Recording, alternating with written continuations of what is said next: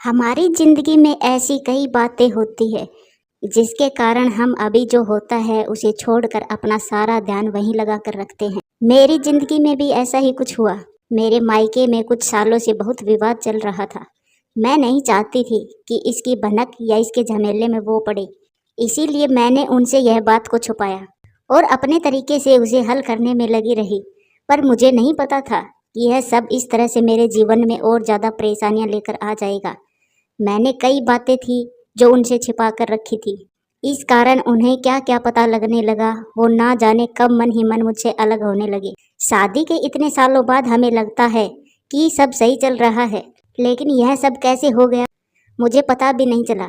कभी भी हमारे बीच में इस तरह की कोई बात नहीं होती थी। वो मुझसे ज़्यादा कुछ पूछते नहीं थे। उनका स्वभाव ही कुछ इस तरह का था, या शायद मैं ही अपनी परेशानियों के चलते वो नहीं देख पाई जो मेरे जीवन में आने वाला था। जब मेरी आंख से वो पर्दा हटा और मैंने देखा तो मुझे समझ आ गया था मुझसे क्या गलती हो गई है। मुझे इस बात का एहसास हो गया था। मैंने उस गलती को ठीक करना चाहा, लेकिन तब तक शायद देर हो चुकी थी। उन्होंने एक शाम उनके फैसले के बारे में मुझे बता दिया। उन्होंने कहा कि मुझे तुमसे ज़्यादा कुछ नहीं बोलना है, ना जानना है। मैं बस तुमसे तलाक चाहता हूँ। मेरी ज़िंदगी में कोई है और अब उसी के साथ रहना चाहता हूँ और मेरा फैसला नहीं बदलेगा, चाहे तुम कुछ भी कहो। यह सुनकर जैसे मेरे पैरों तले जमीन ही निकल गई। मुझे पता भी नहीं चला कब मैं उनसे इतनी दूर हो गई और कब उनकी ज़िंदगी में कोई और आ गई। इतना तो मैं जानती थी कि वो एक बार जो सोच लेते हैं वो फिर करते हैं। मैंने उस समय अपने आप को कंट्रोल किया। मैं उनसे बैठकर बात करना चाहती थी, उनसे सवाल जवाब करना चाहती थी। अगर अब मुझसे प्यार नहीं करते तो मुझे उनके जीवन से चले ही जाना चाहिए। मुझे यही लग रहा था, क्योंकि उन्होंने मुझे साफ साफ कह दिया था। कभी मैं क्या विचार करती, कभी क्या। मुझे कुछ समझ नहीं आ रहा था कि आखिर मैं क्या करूं। कुछ दिनों तक हम लोग इस घर में ऐसे रहे जैसे कि अजनबी इंसान हो। हमारे बीच किसी तरह की कोई बात नहीं होती थी। मैं अपने को और उन्हें कुछ समय देना चाहती थी। मुझे एक मन ऐसा कर रहा था कि वो अगर किसी और से प्यार करने लगे हैं तो मुझे उनके साथ नहीं रहना चाहिए। उन पर गुस्सा भी आ रहा था, पर मैं अपने रिश्ते को कुछ समय देना चाहती थी। आखिर गलती मेरी भी थी, मैंने भी उन्हें नज़रअंदाज कर रखा था।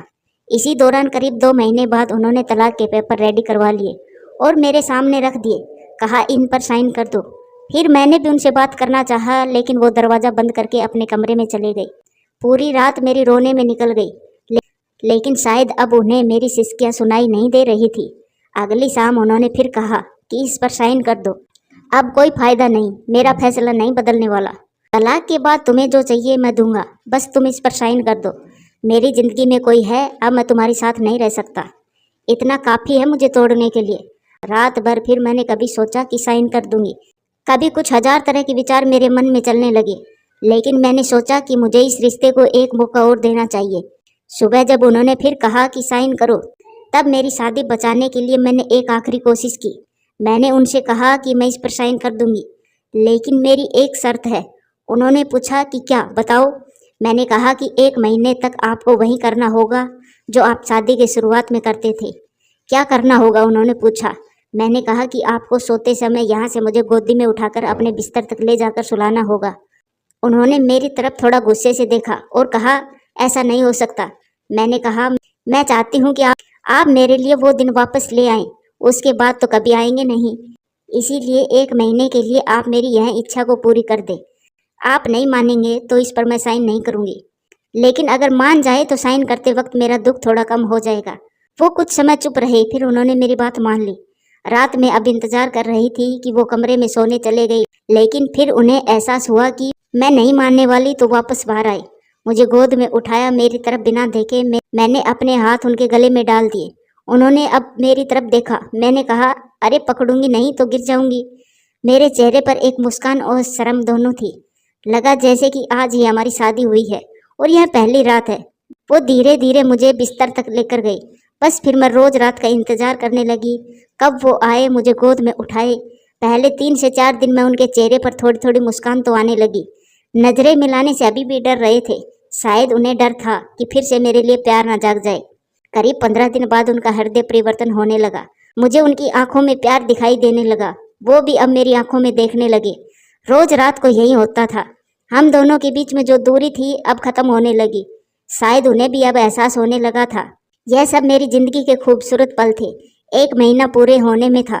मुझे पता था कि ऐसा करने के बाद हमारी सारे गिले शिकायत दूर हो जाएगी, और वैसा ही हुआ। कब महीना पूरा हुआ मुझे पता था, लेकिन महीना होने के बाद भी अब सिलसिला शुरू है।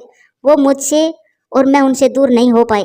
सोया प्यार फिर से जाग गया। पिछली बातों पर मैंने उनसे कोई बात नहीं की, लेकिन मुझे नहीं लगता कि उनकी ज़िंदगी में कोई और है।